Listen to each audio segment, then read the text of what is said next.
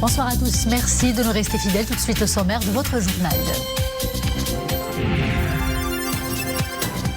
Porteuse de croissance génératrice d'emplois, la très prometteuse dynamique socio-économique engagée dans les provinces du Sud est mise en avant à New York par la délégation marocaine prenant part à la 4e commission de l'Assemblée générale de l'ONU.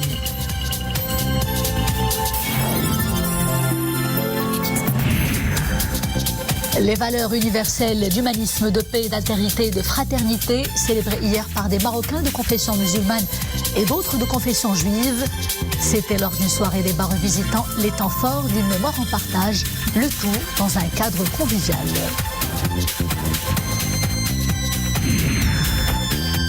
Potiers, tisseurs de tapis, tailleurs de pierres précieuses, des professions qui renaissent après 2 ans de léthargie à cause de la crise du Covid-19.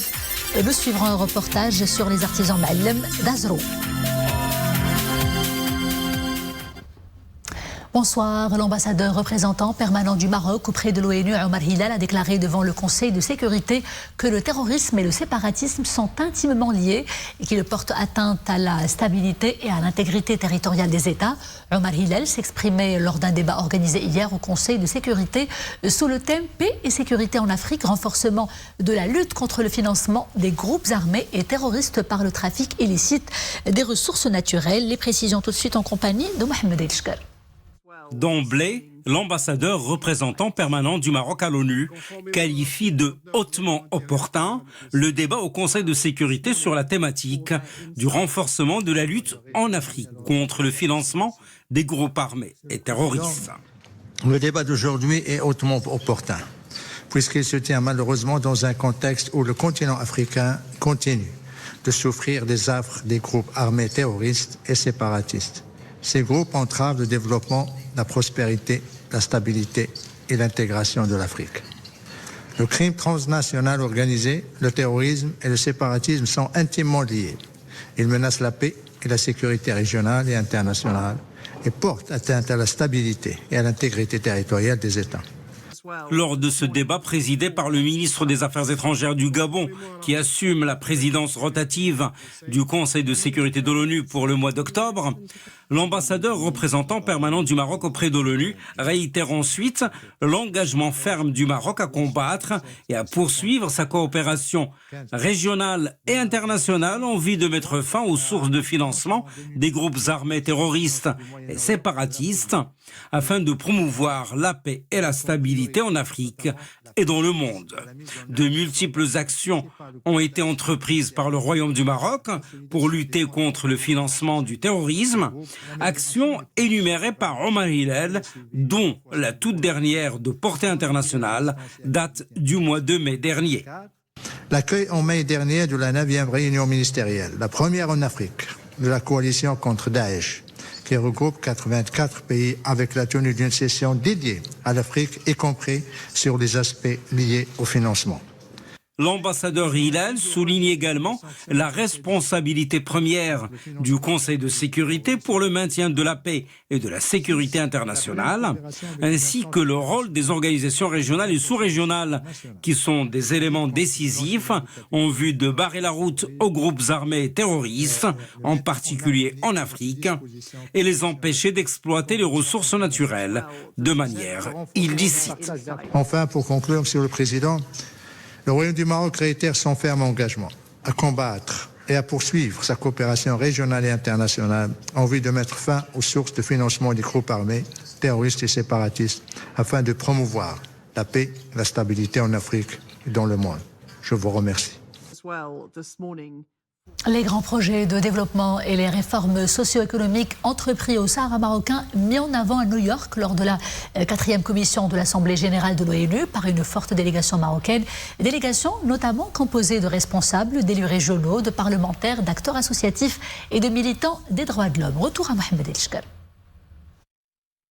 La délégation marocaine est en force avec des juristes, des militants des droits de l'homme, des acteurs associatifs, des élus des provinces du Sud et même d'anciens détenus dans les geôles du Polisario, dans l'ouest de l'Algérie, avec leurs témoignages sur les violations systématiques des droits humains et les atteintes graves à la dignité humaine qui sont perpétrées sur le sol algérien.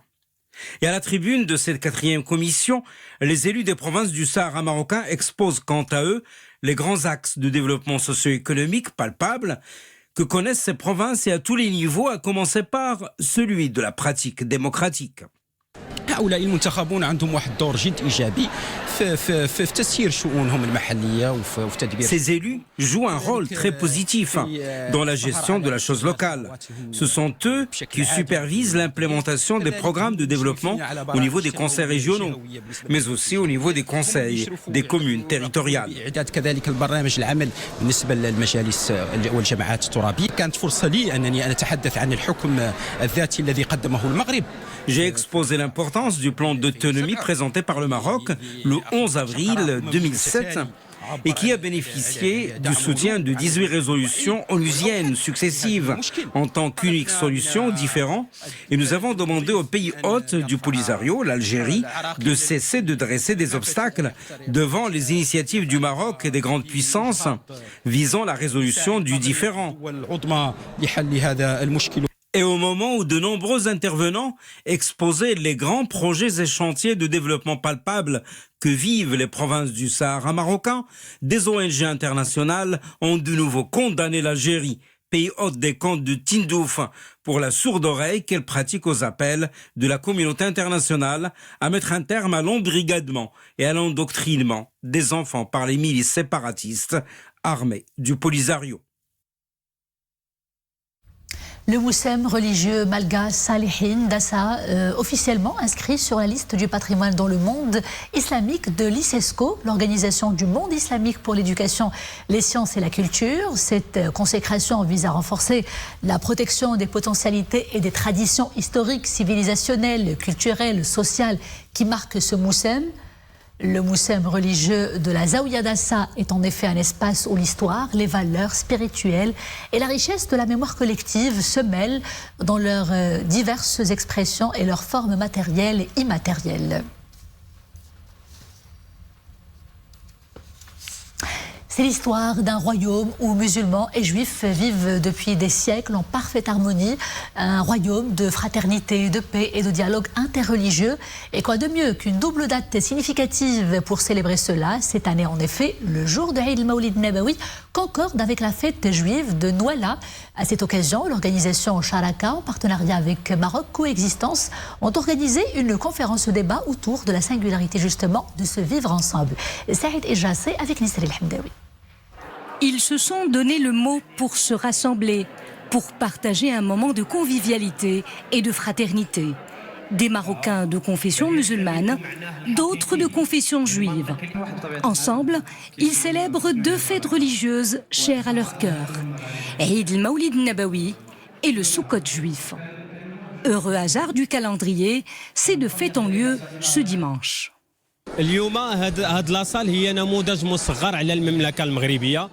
Ce qui se passe dans cette salle aujourd'hui est une parfaite illustration de la réalité quotidienne que nous vivons dans le royaume. Le bon et le bien vivre ensemble et l'esprit de partage est bien ancré dans notre société. La fête du Mawlid Nabawi coïncide cette année avec la fête juive du Soukot que l'on appelle Eid Nouala. Tout un symbole, un message fort d'amour et de paix que l'on exporte au monde entier. Pour moi, c'est très important d'être de cette grande fête aujourd'hui. Je suis marocain de confession juive. J'ai une identité plurielle. Mes grands-parents sont nés au Maroc. Ils ont grandi à Tiznit. Donc cette culture marocaine, je la porte au plus profond de moi. Vivre ce grand moment de partage est très enthousiasmant. Le Soukot, une fête juive avec tout un rituel et une longue histoire de tradition ancestrale qui se raconte au nom de l'esprit de partage. La fête de Soukot est une fête qu'on fête pendant 7 jours et durant laquelle on construit des cabanes en osier et en feuilles de palmier en général, et dans laquelle on passe 7 jours, on mange, souvent on dort là-bas, ceux qui sont les plus religieux dorment même sous la cabane, on appelle ça la fête des cabanes. Et en fait c'est pour nous rappeler qu'en sortant d'Égypte, on a vécu dans le désert pendant 40 ans. Donc cette souka, elle vient nous rappeler un petit peu cette époque-là. et un peu nous rendre plus humbles, sortir de nos belles maisons. L'idée de cette cérémonie émane de l'organisation Sharaka, en partenariat avec l'association Maroc Coexistence. L'initiative reflète une facette du bon vivre ensemble entre juifs et musulmans qui coule de source dans le royaume depuis plusieurs siècles. Et moi, ça fait longtemps que j'ai découvert ce vivre ensemble. Bon, déjà depuis qu'on est né, puisqu'on vit les uns avec les autres, on est comme des frères. Ça étonne tout le monde dans le monde, ça étonne nos familles, ça étonne tout le monde. Mais maintenant, ils se rendent compte qu'on avait raison, puisqu'il y a l'ouverture. Le vivre ensemble qu'il y a ici, on le sait, il ne se trouve nulle part ailleurs. Vous savez, c'est tellement parti dans le quotidien qu'on croit que c'est quelque chose d'acquis. Mais quand on voit, par exemple, les informations et ce qui se passe dans d'autres pays, on se dit que nous sommes bénis, nous sommes vraiment mardiyin d'être nés dans cette terre et d'être sous la protection du trône alaouite. Ici au Maroc, nous faisons des expériences qui sont exportables pour tout le monde entier. Ici, nous ne nous arrêtons pas dans la tolérance et la coexistence. Ici, nous allons au-delà. Nous passons à la convivialité, à l'amitié, à l'entraide mutuelle, à la connaissance des uns et des autres. Cette soirée de célébration a été marquée par une conférence-débat sur le Maroc pluriel et le vivre ensemble, ainsi qu'un concert musical du patrimoine judéo-marocain. Dans un choix hautement symbolique en faveur de la coexistence pacifique, le Nobel de la paix a couronné aujourd'hui un trio de champions remarquables des droits humains. Le prestigieux prix a été conjointement attribué au militant bélarusse Ales Beliatsky, en prison dans son pays, et puis à l'ONG russe Memorial et au centre ukrainien pour les libertés civiles qui s'emploie à documenter les événements et les bilans engendrés par le conflit en cours dans la région.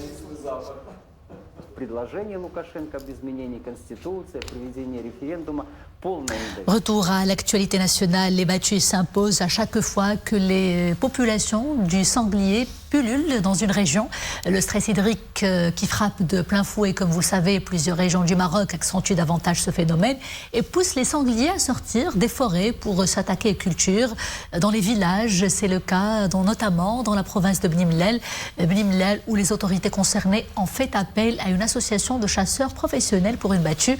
L'opération a été suivie pour nous par Omar Jlaidi avec le commentaire de Boubkar Benrabret. Nous sommes dans une des exploitations agricoles à Bni Mellel, à perte de vue des champs de maïs, mais aussi de grandes fermes dédiées à l'agrumiculture. Avec le manque de précipitations cette année, les agriculteurs espèrent sauver leur saison. Autre incidence néfaste sur les cultures, les sangliers se rabattent sur les exploitations agricoles. Les dégâts sont importants. Aujourd'hui, l'animal est dans le viseur des populations locales, aidé en cela par plusieurs associations de chasseurs.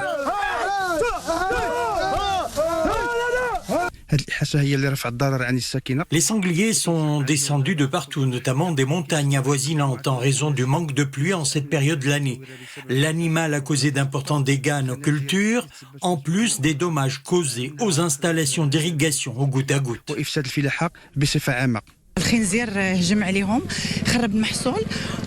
D'importants dégâts sont causés par les sangliers sur les cultures.